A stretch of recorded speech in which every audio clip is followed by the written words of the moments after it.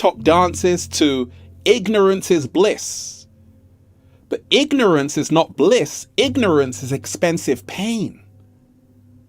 So a lot of people say, actually, I don't want to know that stuff. I don't want to be a philosopher. I don't want to start to know thyself. But that's the reason why humanity has got its knickers in a twist. Because humanity has let ignorance lead them.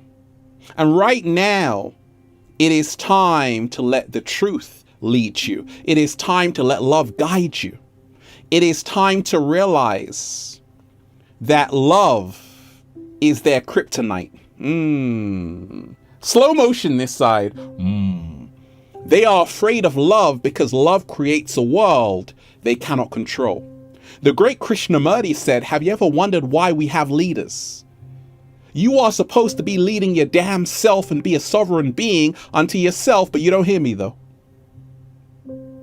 If this video doesn't give you that Batman slap across the face like pow, then I don't know what will, deep divers. Let me keep it going. I'm going to keep it going. Check this out. When you remind yourself that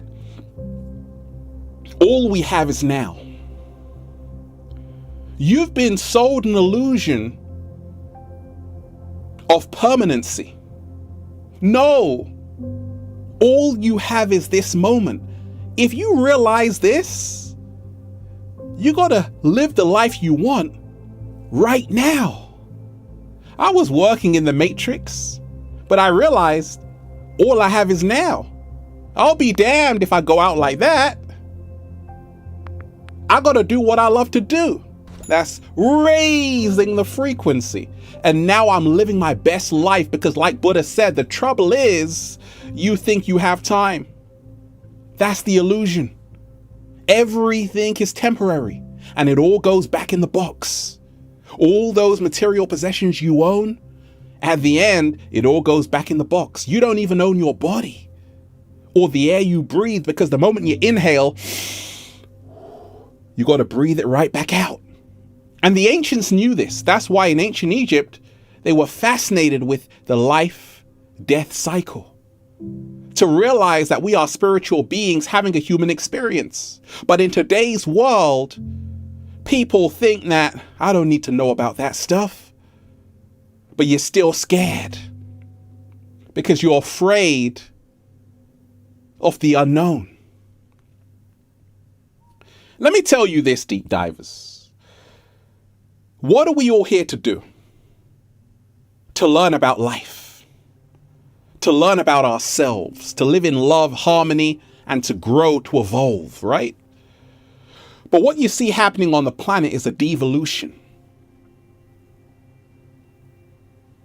There's been a brain drain.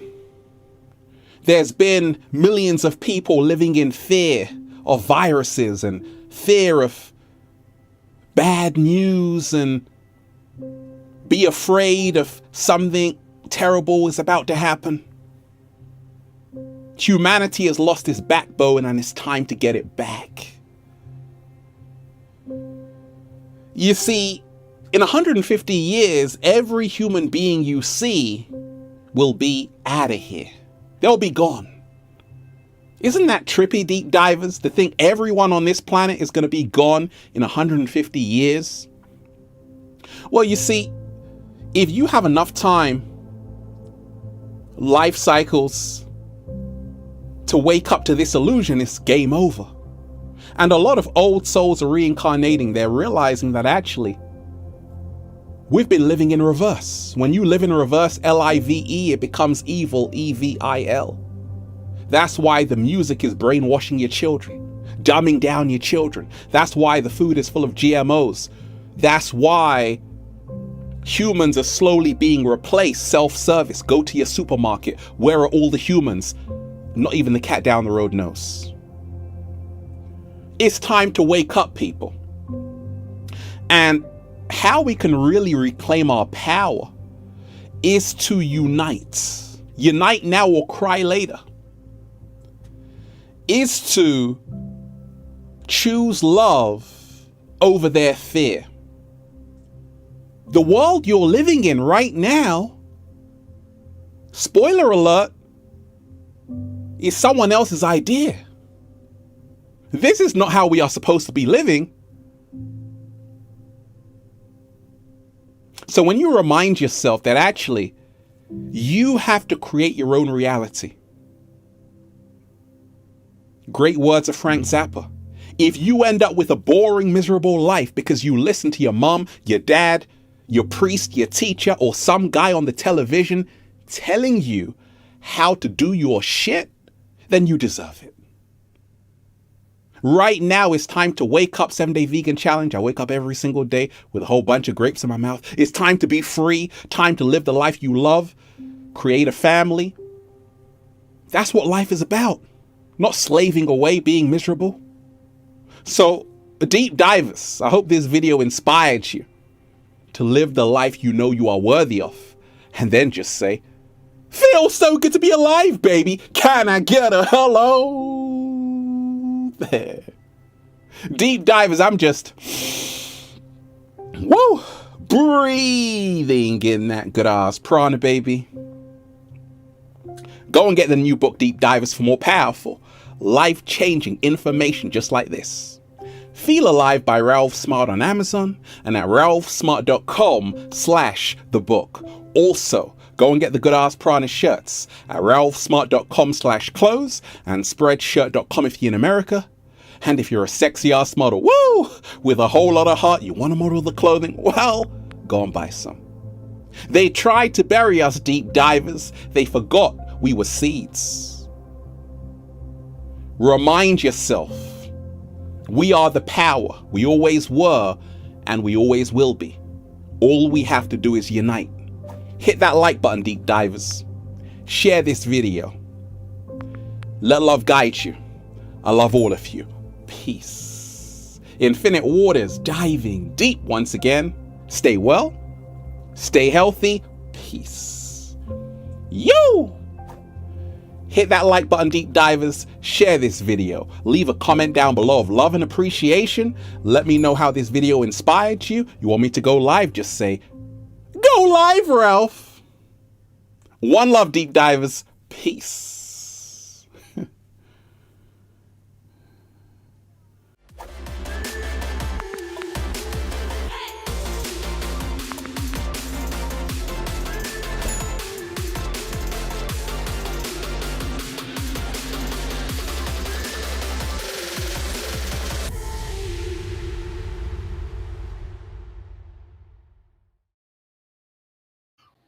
All Africa is going to do is it's just going to turn maybe 15 degrees.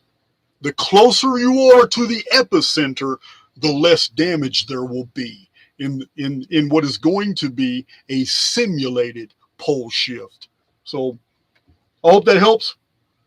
It doesn't matter where you are in the world, though. If you're anywhere near a coastline, you need to be about 500 feet above sea level, because the seas will become tumultuous. The problem with lithospheric displacement is that water doesn't move at the same speed as a land surface. So if the lithosphere all of a sudden shifts 30 degrees over maybe an 8 to 10 hour area, it's moving at hundreds and hundreds of miles an hour. It's not going to feel like it if we're on there, but it's going to feel like it to bodies of water, which are not going to maintain that speed. The land just starts moving.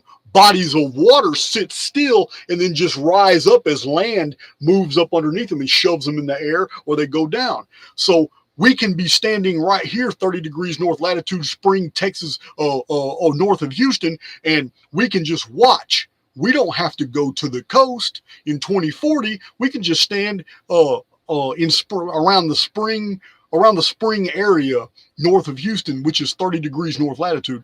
We can stand right there and just look to the south, and we will see a tsunami engulf Houston. We will see that tsunami come all the way to Spring, Texas, and probably wash out Spring, Texas as well. But it's not the Gulf of Mexico that's moving. It's the land we're standing on. So that's lithospheric displacement. Water is the greatest.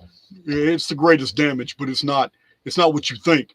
It's the water's not moving. It takes days, sometimes weeks, for the water to catch up, and that washout creates more tsunamis, more fallout. It's terrible. So yeah, you need to be inland, and you need to be about 500 feet above sea level wherever you are, and you'll be okay. But 2040, Nostradamus predicts the disappearance of New York. Even infers that London will disappear. Yeah, it's gonna be. They're not the only ones. Other cities will on the coast will disappear too. Those are just two of the oldest and most prominently well-known international cities. All right. Still got a ways to go, guys. 2040 is still a ways to go. 17 more years. A lot's going to happen before then, I promise you.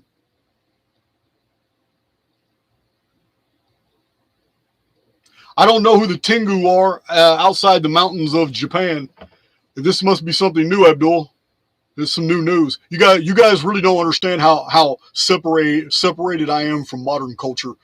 I mean, people make references all the time right here on YouTube to characters, television shows, authors of other books. I have lived in a bubble almost all of my life, just learning. And anything that hasn't entered that bubble, I have no knowledge of. And I have to send emails to people a lot to educate me. And then I find out, okay, you're talking about a cartoon character. I don't know who Beavis and Butthead is until somebody told me. And the era of time, I was in prison that entire time. So, there's a lot of authors, and there's especially a tremendous amount of YouTube channels I'm unfamiliar with. I'm vaguely getting familiar with them, and I have an idea what they're, because so many people ask me over and over and over, hey, do you know this guy here? Like one that's really big on my radar now is I never heard of the guy before, don't know anything about him, have never had any desire to even do podcasts until recently, this year when I started with Santos Bonacci and all them. But the guy Matt of Quantum of Consciousness. Okay, I listened to one of his videos the day before yesterday because I've got 5 or 6 emails all telling me, hey man, this guy here, this guy. Listen, I'm not looking for attention. You know what I mean? I don't mind talking to people and exchanging notes because I already told you guys in the past, I do these podcasts because I know that it provides value and that I know that in the end, those blessings are going to return to me. That's the way I live my life. I know that I can sacrifice 2 to 3 hours of my time for a YouTube presentation, but I know that when I'm done with that presentation and I go off doing other things that I want to do, that blessing just keeps giving back to me because I know that that value, which is forever until YouTube cancels it, is there for other people to enjoy. And 6, 7, 8 months, 2 years later, people are still learning and deriving value from videos that I have forgotten about, and I'm cool with that. So I do these podcasts with all these people, and because it doesn't cost me anything but a little bit of time. But when people are all barraging me with all these, hey man, you need to check out this, I listen to them. I don't necessarily answer all the emails, but I'll go check it out, or I'll click on to the email that they sent, and then I forget to respond to them and thank them for sending me in that direction because I got so engrossed in listening to some guy's presentation. So please quit sending me the emails about Matt. My opinion, love the guy, down to earth. I told you guys, I don't really care about somebody's information so much as their personality. If I'm resonating on somebody's frequency, I fall in love with personalities.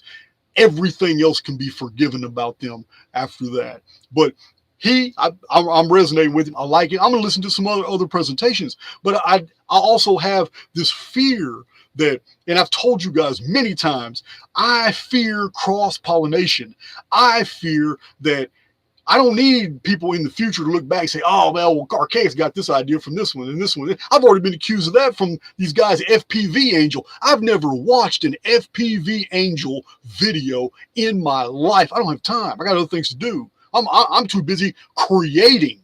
I got original material. I got hundreds of videos of original material. I don't need it. And my original material has sources that no one else is citing. So there's no way I stole anything from these guys. They're accusing me of this BS. But I've already put it, I'm just mentioning it as a tangentially right now. When it comes to Matt of Quantum of Consciousness, I agree with you guys. He and I should do a podcast in the future. I'm just in no rush to. but I like his message. I don't know it all yet. I'm going to listen to some more videos. But yeah, I'm feeling that. But that's because of his personality. I may not agree with the particulars of his thesis. I don't know yet. I got to listen to more. But yeah, these other clowns, I'm not even worried about them anymore. I mean, I can't allow myself to go into beast mode. Guys, I have been a warrior most of my life, and I can introduce you to many people that will tell you this. And I don't need that psychological switch to go off in me to where I just, you know what, man, I'm fed up with these guys. I isolate a channel. I spend 3 weeks going through all their presentations. I create a whole list of data sets and go through their material, man, and then dissect them and then completely make them look like the buffoons they are. And I'm not talking about anybody in particular. I'm talking about if I decided to ever isolate a channel and just show you what a real critical analysis is. So I have no desire to do that to anybody. I got too much original good material that I need to share the value on. And I can't do that if I'm attacking somebody. If I'm attacking somebody, I am not helping somebody else. So that's the deal here. That's why I'm ignoring a lot of this BS, because it's going to fade away. If you're going to spend your whole life trying to prove negatives and talk bad about other people, then you're never going to move anywhere in life at all. And the informed field that you create for yourself is going to be understood by other people that, oh, well, you're just a jealous loser and you really hate the guy because he's successful and you're not. So I'm just going to call it like it is, like I see it. So this other people are equally intelligent or more intelligent than I am, and they can read through this. And this is why in the past 2 months, I have received such high quality members. A lot of the people coming to my channel are over average intelligence, and they're coming to my channel because they get caught up in this hate mongering on these other channels about Archaics, and they see the negative comments in other channels, and they want to investigate. And they click onto a video and they come here and they find something that they weren't anticipating finding. And they find value, and then they stick around. Then they're in the comment sections. Then they befriend me. Then they send me emails. Some of them donate. I have no problem with the attacks because it's like spiritual alchemy. The more they come against me, the more they're providing me valuable members. So people who really do want to know the truth. And I'm not saying I have a copyright or I've cornered the market on the truth. All I'm saying is that Jason's truth can be quantified and demonstrated. That doesn't mean I know everything. So anyway, you guys know I entertain tangents. I just wanted to say that because it's Matt of Quantum of Consciousness is definitely somebody I would be on board with talking to in the future. Right now, I'm just busy as hell. But yeah, I like the guy. So you can quit sending me emails about it. Let's see. All right.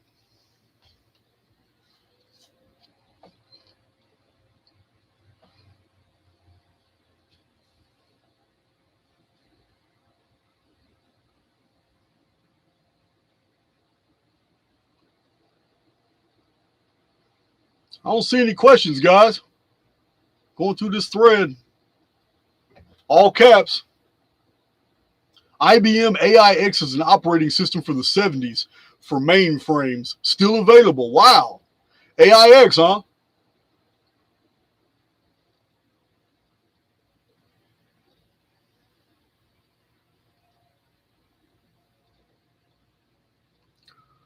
My Potato Munchkin. Now, that's a very interesting handle. Is there any historical records on biblical astronomy? Are there any historical records on biblical astronomy? The only association to biblical astronomy that I can make right now is the book of Job, where it mentions several star patterns and constellations. Interestingly, the book of Job is believed by academics to be the oldest written text incorporated in the Bible. It's also, I think, Nabatean or Sabbatean. This is going to get you here. The people who originally had this ancient text weren't even Jewish. They weren't even Hebrew. They weren't even Babylonian. They were the occupants of an ancient underground city called Petra. But that's the only. I don't really know much about it. Santos Bonacci is an authority on astrology. I am not. I don't know hardly anything about it. It's that's astrology has never been my thing.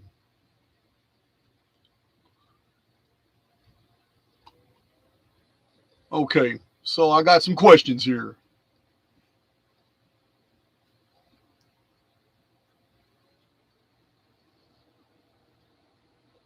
Open your reality.